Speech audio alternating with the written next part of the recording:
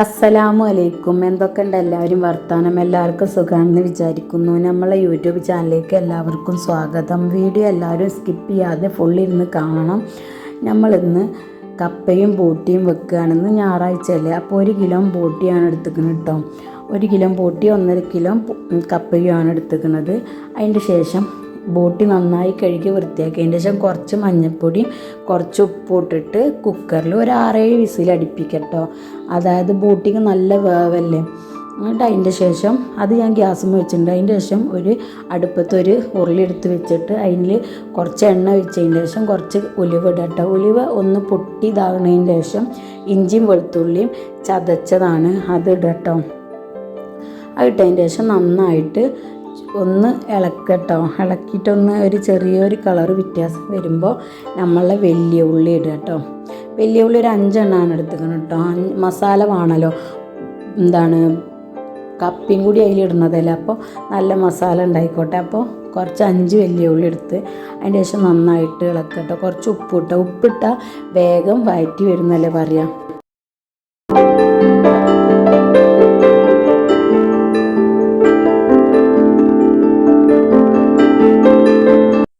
അപ്പോൾ അത് വഴറ്റി വന്നതിന് കുക്കറിൽ ഒരു 6-7 വിസിലാക്കി വെക്കുമ്പോൾ മഞ്ഞൾപ്പൊടി ഇട്ടിട്ട് അത് വേവിച്ചതിന് ശേഷം നമ്മൾ അതവിടെ മാറ്റി വെച്ചാൽ കേട്ടോ. അതിൻ്റെ ശേഷം പച്ചമുളക് ഇട്ടിട്ട് ഒന്നും കൂടി നന്നായി വഴറ്റിയെടുക്കുക. അപ്പോൾ ഉള്ളി ഏകദേശം വഴറ്റിയതിന് ശേഷം നമ്മൾ തക്കാളി ഇടുന്നുണ്ട് കേട്ടോ. തക്കാളി നന്നായിട്ട് വഴറ്റിയെടുക്കുക കേട്ടോ.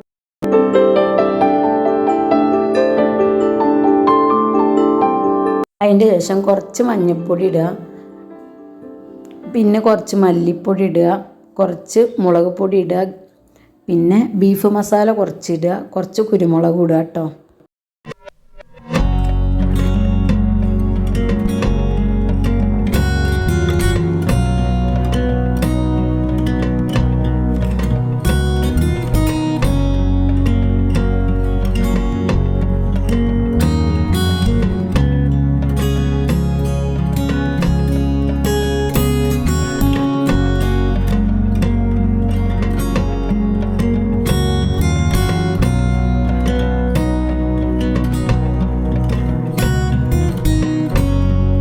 അതിൻ്റെ ശേഷം കുറച്ച് വെള്ളം ഒഴിച്ചിട്ട് നന്നായിട്ട് ഇളക്കട്ടെ. എന്താണെന്ന് പറയുന്നത്, നമ്മൾ വെള്ളം കുറച്ച് ഒഴിച്ചിട്ടില്ലെങ്കിൽ പിന്നെ അടി ആകെ കരിയും. അപ്പോൾ കുറച്ച് വെള്ളം ഒഴിച്ചതിൻ്റെ ശേഷം നമ്മളെ കുക്കറിൽ ബോട്ടി അതിലേക്ക് ഇട്ടിട്ട് നന്നായിട്ട് ഇളക്കട്ടോ.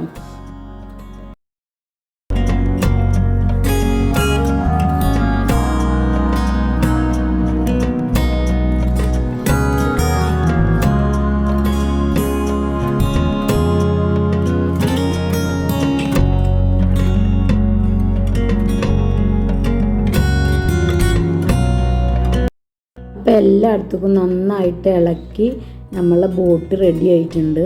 അപ്പോൾ അതിൻ്റെ ശേഷം ഇങ്ങനെ ആയതിൻ്റെ ശേഷം കുറച്ച് ഗരം മസാല അതിൻ്റെ മേലെ ഇട്ടിട്ട് പിന്നെ നന്നായിട്ട് ഇളക്കണം കേട്ടോ. അങ്ങനെ നമ്മളെ ബോട്ട് റെഡി. ഇനി നമ്മൾ ഇറക്കി വെക്കുകയാണ്.